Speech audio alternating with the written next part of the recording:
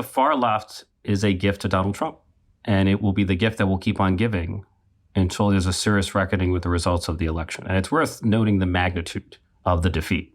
Not only did he crack the blue wall in the industrial Midwest, but he's beginning to crack the blue wall in urban America. The cruel irony of Donald Trump is that he has managed to build the coalitions that the socialists dream of building. And as a party, we have to ask why. And my diagnosis is that we have to stop pandering to a far left that is more representative of Twitter and TikTok than it is of the real world, and start listening to working class people of color, working class people in general, who have historically been the heart and soul of the Democratic Party.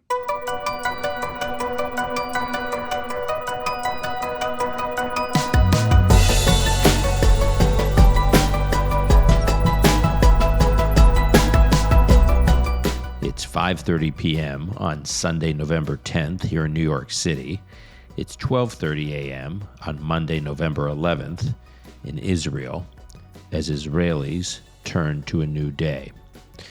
Regardless of who you voted for in the U.S. presidential election, we are all, or at least most of us, are continuing to try to unpack what happened in this extraordinary election. There's been a lot of analysis of the various demographic shifts, focus on the shifting voting behaviors of Latinos, of younger voters, of some subsets of women, and on and on and on.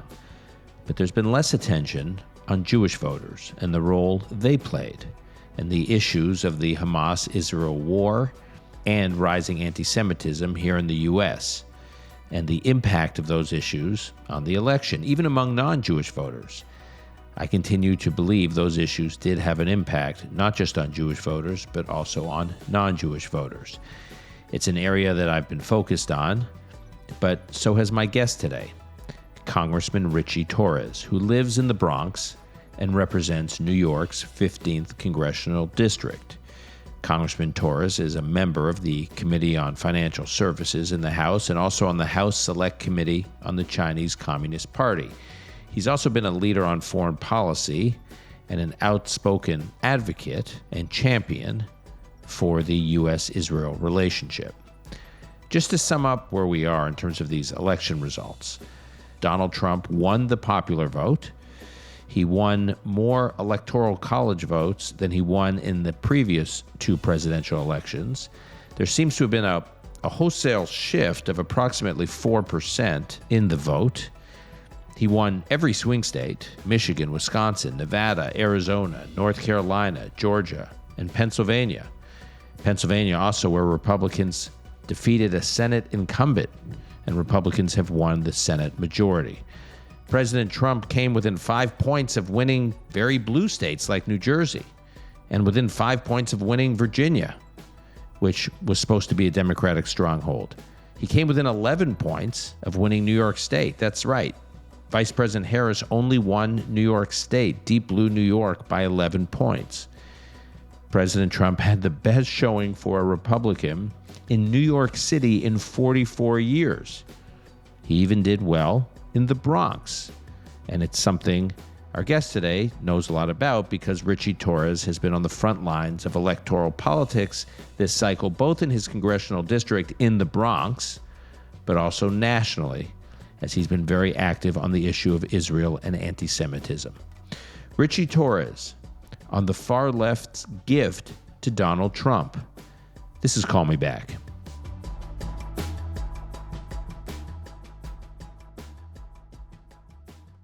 And I'm pleased to welcome back to this podcast my longtime friend, Congressman Ritchie Torres from New York. Congressman, thanks for being here. Always a pleasure to be with you. Ritchie, you and I spoke after the election, and I thought you had some of the most interesting insights about what happened in this election. And then I read a piece by another Call Me Back guest, Michael Powell in The Atlantic, who's also from New York, that just posted over the weekend. And it was an interview of you. And I want to get specifically into the role that Israel and Gaza and rising anti-Semitism and all the connected issues played in the election with you, because I think your insights on that are extremely important. But before we get to that, I just want to talk at a more general level about what your takeaway was from the election. I'm going to quote Michael Powell here. He says, Torres pointed as well to the cumulative toll taken by progressives who for at least a decade have loudly championed cultural causes and chanted slogans that turned off rank-and-file Democrats across many demographics. Donald Trump had no greater friend than the left, Torres told me, which alienated historic numbers of Latinos, blacks, Asians, and Jews with absurdities like defund the police or from the river to the sea or Latinx. So can you just expand upon that? In this interview with Powell, you seem to stitch together a thread, between all these slogans as representative of something much larger and ultimately much more offensive to the general electorate. The far left is a gift to Donald Trump. And it will be the gift that will keep on giving until there's a serious reckoning with the results of the election. And it's worth noting the magnitude of the defeat.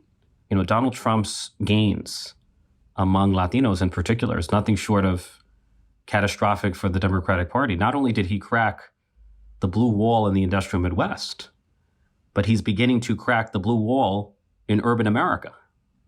Like the cruel irony of Donald Trump is that he has managed to build the coalitions that the socialists dream of building, united the white working class of rural America with the black and brown working class of urban America. And as a party, we have to ask why. And my diagnosis is that we have to stop pandering to a far left that is more representative of Twitter and TikTok than it is of the real world, and start listening to working class people of color, working class people in general, who have historically been the heart and soul of the Democratic Party. The losses that we've seen are nothing short of staggering. Donald Trump came within 12 points of winning New York. It's amazing to me. The New York numbers to me are mind-blowing. He did better in New York City than one would have expected, and you're right. He did exceptionally well in New York State. And by the way, we were starting to see this trend even in the last gubernatorial election in 2022, when Lee Zeldin came within a few points of beating Governor Hochul. So Trump, I think, is a driving force, a lot of what you're describing, but it's almost bigger than that. But that's a key point. Lee Zeldin was a master at weaponizing the words of the far left against the Democratic Party. He ran on a platform of public safety against defund the police, and it was so effective that it led to the loss of 5 congressional seats for Democrats in New York, in one of the bluest states in America. And Kathy Hochul came within 5 points of losing the governorship. And the trends that we saw unfolding in the 2024 election long predate 2024. Donald Trump made inroads among Latinos, among working class people of color in general, in 2020 during the public backlash against defund the police. The movement of defund the police has done almost irreparable damage to the brand of the Democratic Party. And if our goal is to win elections on Twitter, then we should continue embracing movements like defund the police. But if the objective is to win elections in the real world, then we have to marginalize the far left in favor of working class Americans.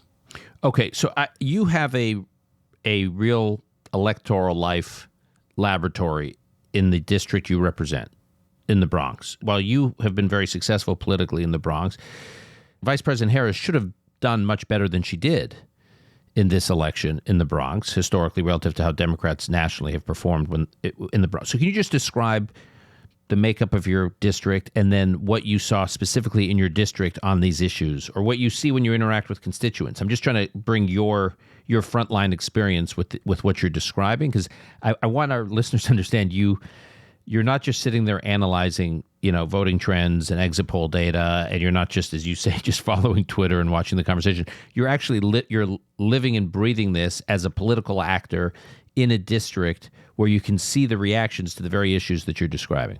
Well, I mean, not only do I represent one of the most Latino and African-American districts in the country, one of the most democratic districts in the country, but I was born and raised here. Like, these are the communities that I've spent my whole life representing, in which I brought up and to which I was born. So for me, it's not an abstraction. It's a reality that I've lived my whole life. And the most important message I can send is that most black and brown voters in places like the Bronx are not progressive in the ideological sense in which the far left defines it. Most working class voters of color, much like the working class in general, are moderate rather than radical, are pragmatic rather than ideological, are principally concerned about bread and butter issues like the cost of living. The two overriding reasons we lost the election were inflation and immigration. Like the communities that I represent were hit the hardest by the record high inflation that we've seen in the past 4 years. And we ignore that reality at our own peril. Okay. When you talked about these slogans, these progressive left slogans that were flourishing on Twitter, but you're saying we're not the base of the Democratic Party, and not just the base, but a lot of independent voters, actually more importantly, independent voters, by your lights, were not responding to. You were seeing that in your district, like the voters in your district, the people who are moderate Democrats and independent voters, you never hear them using terms like defund the police, from river to the sea, and Latinx. Nowhere did I see more political malpractice on the part of the Biden administration than on the subject of immigration. We've known since 2022 that there's been an unprecedented wave of migration whose impact was felt not only at the border, not only in counties like Starr in Texas, but also in cities like New York, where our shelter system and our safety net and our municipal finances were completely overwhelmed to an extent that we have not seen before. The shelter system more than doubled in the span of a year. And according to Quinnipiac, in December of 2023, 85% of Americans, 85% of New Yorkers were concerned about the impact of the migrant crisis on New York City.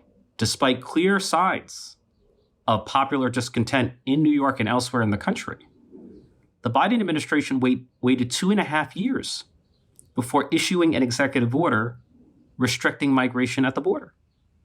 And by then, it was too late. The damage was done. And when the president issued the executive order, the polling revealed that it was broadly popular among a majority of the American people, among every racial category, Blacks and Latinos, Asians and whites.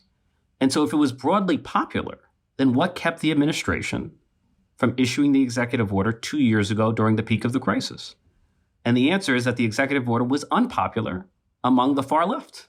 Is that the far left has been given outsized power over the messaging and policymaking of the Democratic Party, which is causing us to fall out of touch with working class people, particularly working class voters of color who have been the heart and soul of the Democratic Party.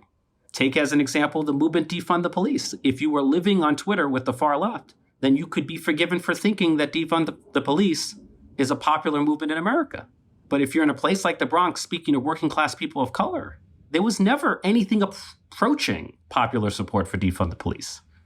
It was a radioactive position from day one, and it should never have been treated as a respectable position in progressive politics. Or take as an example the term Latinx. I'm not suggesting that we lost the election because of the term Latinx, but the term tells a larger story. Right. What's representative of a mindset? Well, first, I've never met a single constituent in the South Bronx who uses the term Latinx. Like if I were to use it in a town hall full of Latinos, I would be laughed out of the room. But Pew Research found that the majority of Latinos either never use the term or disapprove of the term, find it offensive. So if the majority of Latinos neither use the term nor approve of it, then how did it come to be the default term in corporate America and in government? And the reason is simple. It's the preferred term of white progressives, of the far left, that has outsized power over the messaging and policymaking of the Democratic Party. So there are countless examples of how we are swinging the pendulum too far to the left. Can I just ask you, so there you are, it's an election year.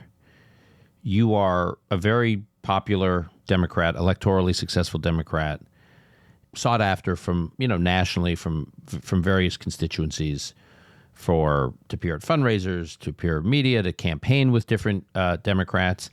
Well, some of these internal Democratic, intra-Democratic discussions, fights, depending on what debates are occurring, are you telling your fellow Democrats, guys, like this is, as you said, this is electoral, this is political malpractice, what we're doing here. Like I live in a district which is majority people of color, Americans, New Yorkers of color, and they are not interested in defunding the police. And they recognize there's a real migrant crisis. And is that conversation happening? I know it's happening now, but was it happening before November?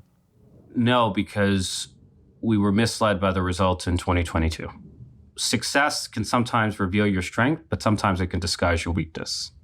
So just for our listeners, meaning in 2022 midterms, it was, given how unpopular the President Biden was, there was this expectation that the Republicans were going to do exceptionally well in the midterms, and they didn't. And the Democrats exceeded expectations. And so what you're referring to when you say that is many Democrats were saying, well, we heard all these concerns before, and we did just fine, so rinse and repeat. We did not win in 2022. The Republicans lost. And if we continue to swing the pendulum too far to the left, we either will continue losing the elections or we will only win when the Republicans self-destruct more than we do. The Republicans lost in 2022 because the Republican Party swung the pendulum too far to the right on the issue of abortion. That was but I think that was widely interpreted as success on the part of the Democratic Party rather than failure on the part of the Republicans. I mean, just to give, far be it for me to present the argument of those you're arguing with within the Democratic Party, but could they not say, well, it worked in 2022, the Dobbs-Roe issue, and there was ample evidence that it would yield the same political benefit in 2024? Like, was that a crazy leap for them to say that the issue would have the same resonance in 24 that it had in 22? Or you're saying that they were misunderstanding that there were other issues that would overwhelm the power of that issue? There are masses of Democratic voters, progressive voters, for whom democracy and abortion are the central issues. But it's not true of every voter. If you would ask voters in the South Bronx, what are your primary concerns?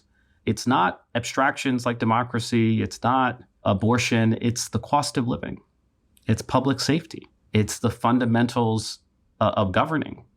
And we have to speak to those issues or else we risk losing voters. And 2022 was not a complete success. We lost 5 congressional seats in 2022. And we regained them in the latest congressional election in 2024. And we regained them on the strength of candidates like Josh Riley, Tom Suozzi, Laura Gillen, Pat Ryan. The common thread among all of them is that every one of them is a center-left Democrat. Like, the road to 270 electoral votes, the road to a congressional majority runs not through the far left, but through the center left. Okay. I want to talk now specifically about Jewish voters. And you have cited this exit poll that's been released from the Orthodox Union, one of the organizing groups for the Orthodox Jewish community here in the United States. And you cited one showing a serious split in the Jewish vote in Pennsylvania, just to use one example. But Pennsylvania was obviously important because it was a critical swing state for the presidential election, and it was also critical U.S. Senate race, full disclosure race that I was involved with on the Republican side, Dave McCormick. And you pointed out here that Jewish voters went 48% for Harris versus 41% for Trump. And the 41% for Trump is an astonishingly high number. If you look at previous elections, Republicans tend to hover somewhere between 20 and 30%. And that's been pretty consistent. I mean, there have been some high bars, Reagan in 80, on the better end for Republicans of that number. But generally speaking, it's always kind of hovered between 20 and 30%. Some years 22%, sometimes 24%, could get up to close to sometimes 30%. But according to this poll, way more. Now, why does that matter? And I know you know this, but I just want to explain. Take a state like Pennsylvania, where you have somewhere in the neighborhood, we don't have the precise number, but 350,000 Jewish voters. Now, if it's an election where, President Trump won Pennsylvania in 2016 by about 11,000 votes. In 2020, President Biden won Pennsylvania by close to 100,000 votes. So that's like your band. When you have a really tight election, somewhere in the neighborhood of, 10,000 to 100,000 votes swinging in one direction or the other can make the difference, both for control of the Senate potentially and obviously winning the Electoral College, the presidency. So Jewish voters in a state like that, like in the Philly suburbs, in Pittsburgh, matter a lot. I saw this firsthand because I was doing events for Dave McCormick, Jewish community events, and I would travel in and out of the state, and I was struck by the number of Jewish voters who would turn out. It matters in places like Georgia, Atlanta, the Atlanta suburbs, big Jewish community. It matters in Michigan, Oakland County, Michigan. I know where you were campaigning in the closing days for Vice President Harris, Oakland County, big Jewish community. I can go on. So in a close election, when the battleground states have large Jewish communities and it's going to be really, really tight potentially in those battleground states. And then the Jewish community has outsized electoral impact. Normally, the Jewish community has minimal electoral impact, but in an election like this dynamic is different. And so it's clear to me, and it was clear to me before the election, that something was going on in the Jewish community. As I said, when I would do these events in Pennsylvania and I'd talk to the people turning out, I would say to them, by the way, who'd you vote for in 2020? They'd say Joe Biden. I'd say, who'd you vote for in 2016? Hillary Clinton. And they were at an event for the Republican candidate for Senate. And I said, who are you voting for president? And they said, we don't know. They were up for grabs. For the first time after having voted in two of the closest elections for Pennsylvania voters at the presidency, two of the previous elections, they had voted Democrat, and now they were not sure. So that was sort of obvious to me. It sounds like it was obvious to you before Tuesday. And I guess I have two questions then. I'm sure this conversation was happening in Democratic circles. And what was the calculation? And the second question is there some recognition now, post-Tuesday, post this last election, that they really have gotten themselves in a jam on this issue, or with this community? It's not clear. And there have been multiple exit polls, and a number of operatives have been pointing to exit polls showing no hemorrhaging of support. I find that to be dubious based on my own anecdotal experience on the ground. I have extensive engagement with pro-Israel communities, and I've heard ample concern about the trajectory of the Democratic Party on the issue of Israel. Donald Trump cannot come within 5 points of defeating Kamala Harris in New Jersey or 12 points of defeating Kamala Harris in New York without making substantial inroads among Blacks, Latinos, Asians, and Jews, historically loyal constituencies of the Democratic Party. There should be a recognition that if you have a far left that is uttering phrases like globalize the Intifada or from the river to the sea in the wake of October 7th, in the wake of the deadliest day for Jews since the Holocaust, you are going to alienate many Jewish voters, right? The majority of Jews are supportive of Israel, identify as pro-Israel. And there is a decisive Jewish vote, not only in Pennsylvania, but in Michigan, in Georgia, in Arizona. And, we saw how destructive the anti-Semitism of the far left can be. You might recall during the process of selecting a vice president, the far left chose to wage an anti-Semitic smear campaign in an attempt to sabotage Josh Shapiro simply because he was a Jew who spoke out against anti-Semitism in the wake of October 7th. Never mind that Pennsylvania was the single most pivotal swing state. Never mind that Josh Shapiro was the exceptionally popular governor of Pennsylvania. Never mind that the outcome of the presidential race, in theory, could have been decided by a single Shapiro voter in Pennsylvania. None of that mattered to the far left. The far left's hatred for Donald Trump was exceeded only by its hatred for Israel and any Jew who identifies unequivocally as pro-Israel. And that, to me, was the ultimate example of how destructive the far left can be to our ability to win elections. I felt like there was a misperception of Vice President Harris. In my view, and people might disagree, I felt that Vice President Harris is a mainstream pro-Israel establishment Democrat who falls squarely within what I call the pro-Israel consensus that has historically governed American politics.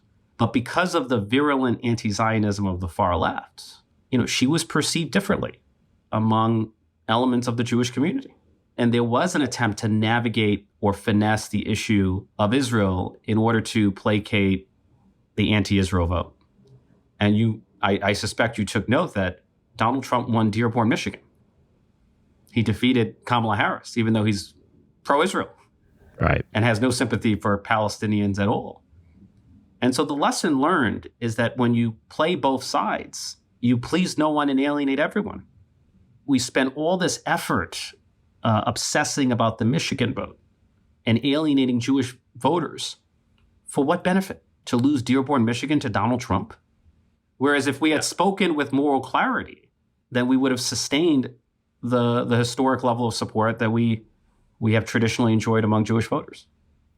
In this piece, in the Atlantic piece with Michael Powell, he writes that Vice President Harris, although I'm quoting here, although she sometimes tossed up clouds of vagueness when asked about past positions, she was disciplined and avoided mouthing the buzzwords of the cultural left during her 2024 campaign. So the vagueness part I was struck by, because during the campaign, whenever she would talk about Israel, she would say what Hamas did on October 7th is, I don't remember her exact words, but was barbaric, horrendous, whatever. And Israel absolutely has a right to defend itself. Hamas is responsible for what happened on October 7th. And Hamas is a terrorist organization, she would say, and Israel has a right to defend itself. But, and I always get worried when I hear the but come in. But, and then she would always follow it by saying, including in her convention speech, I think including in the debate, she says, but how Israel defends itself matters. And then she would go on to talk about the suffering of the Palestinian people. And that was the tell. That was, to me, the tell that someone was advising her, yes, you can make a pro-Israel, you can lock arms with Israel on October 7th, but then you have to hit the but to get some kind of, fire a bat signal, if you will, to the pro-Palestinian, pro-Hamas activists in the United States to let them know that you still get that Israel's responsible for the suffering of Palestinians post-October 7th, as opposed to saying the truth, which is that Hamas is responsible for the suffering of Palestinian civilians in Gaza before October 7th and October 7th. But she would always do this. She would fire up a flare to say, don't worry, I get it. We're still going to criticize Israel for what Israel has done since October 7th. And to any reasonably sophisticated Jewish voter, that was that equivocating, a little bit of moral equivalency was a tell. And then on top of that, she was unwilling to confront activists who would show up, protesters who would show up at her events and talk about Israel being responsible for genocide and the administration supporting a genocidal government in Israel, et cetera, et cetera, et cetera.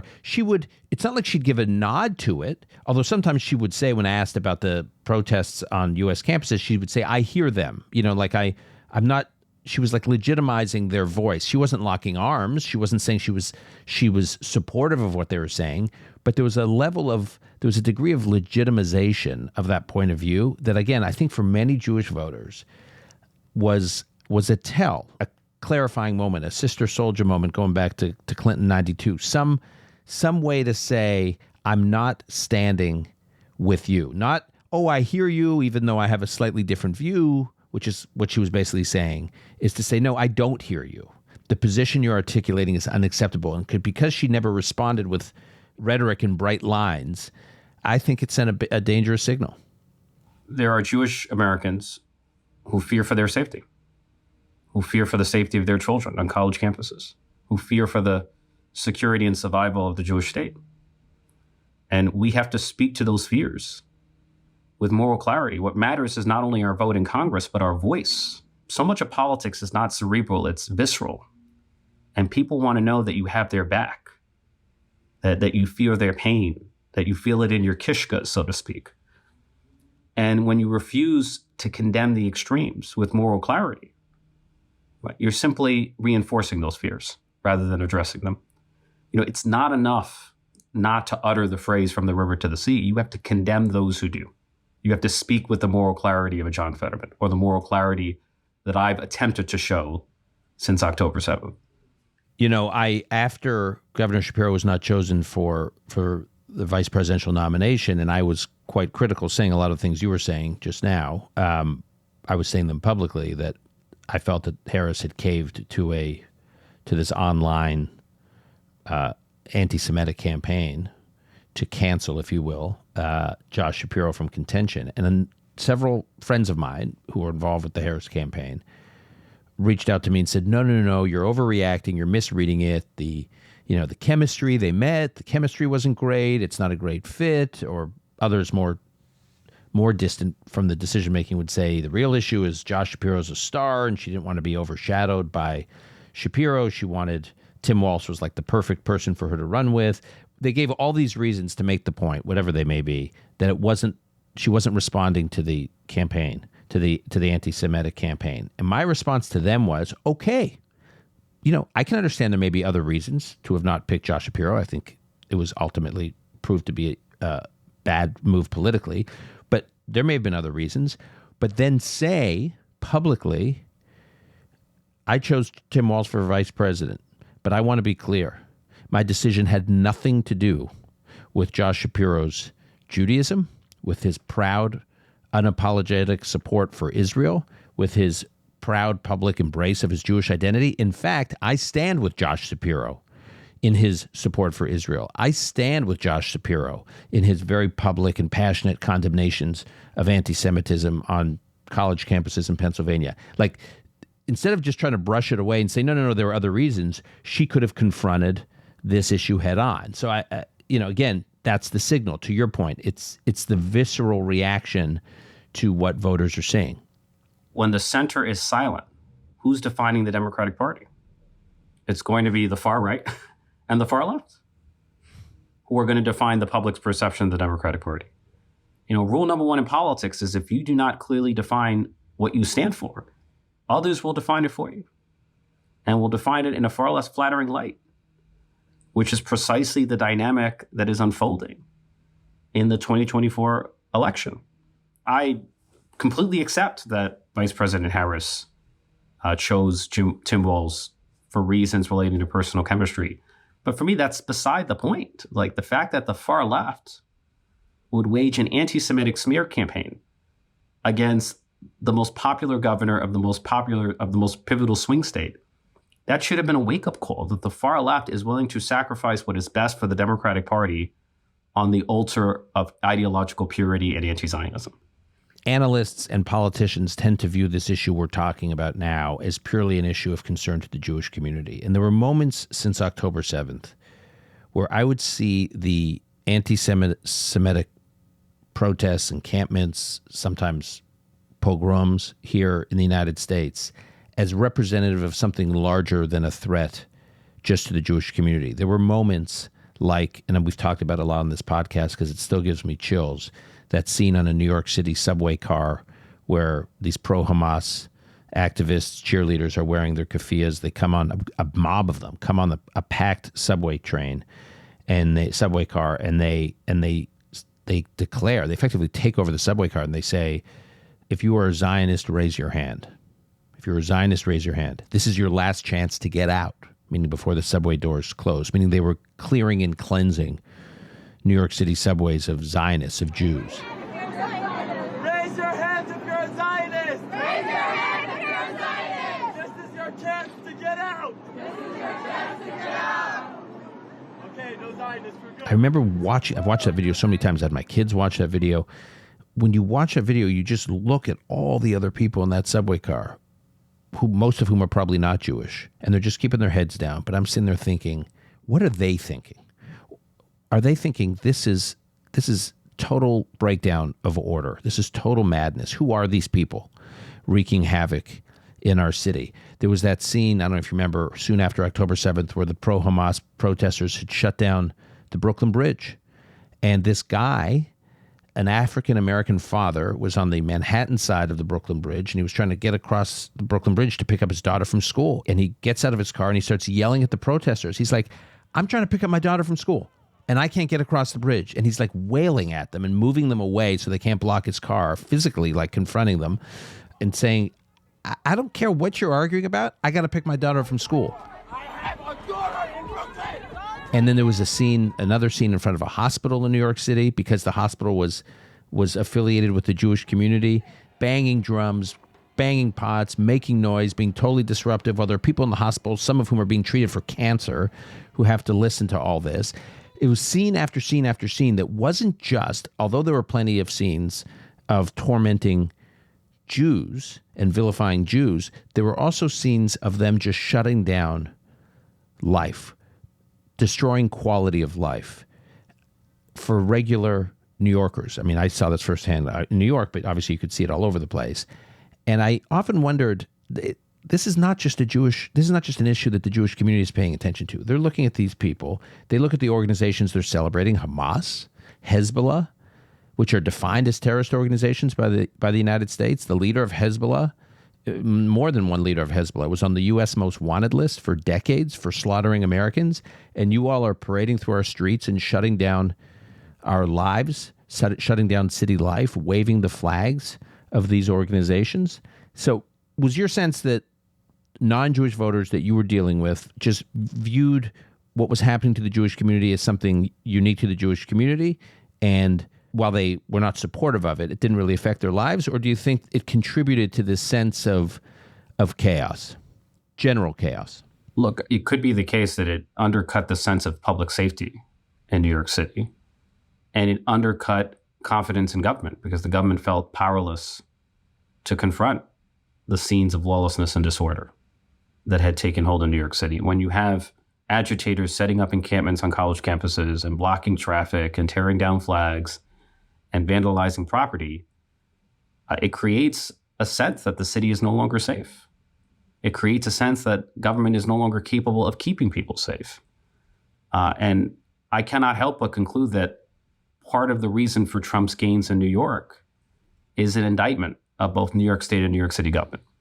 Final question for you, Ritchie. There was a op-ed in the New York Times by Peter Beinart in which he argued, and I'll quote the headline, the title of the piece was "Democrats Ignored Gaza and Brought Down Their Party." So he's going farther than I think most Democratic analysts, where he's saying because of the administration and Democrats, because of Vice President Harris and President Biden and the Democratic Party's position on Israel, whatever he characterizes as that is the reason Democrats lost voters. It's like, it literally is the opposite of what you're saying. I know you had a strong reaction to that piece, and it's not just Peter. In fairness, there is this whole narrative out there that President Biden's early support of Israel after October 7th was a feature in why Democrats suffered electorally. The outcome of an election is often a Rorschach test on which you project your own ideology, and one's analysis can reveal more about you than it does about the actual outcome of an election.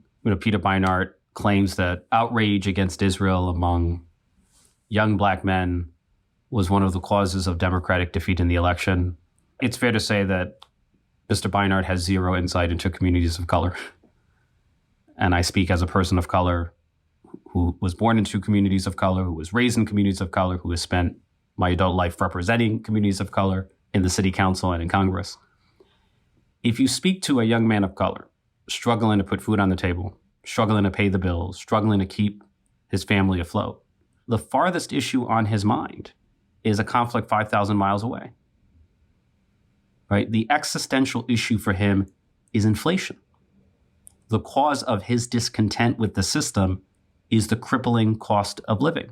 And anyone claiming otherwise is representing their own ideology rather than reality. All right, Ritchie, we will leave it there. I completely agree with what you said about John Fetterman and yourself. And, maybe there's the beginning of a vice presidential ticket there. But, that's my speculation, not yours.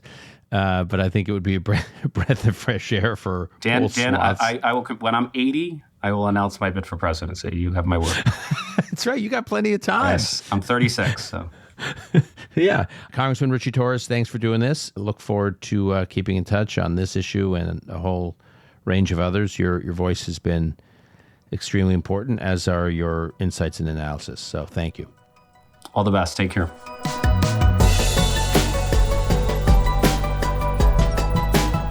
That's our show for today. Call Me Back is produced and edited by Alon Benatar. Our media manager is Rebecca Strom.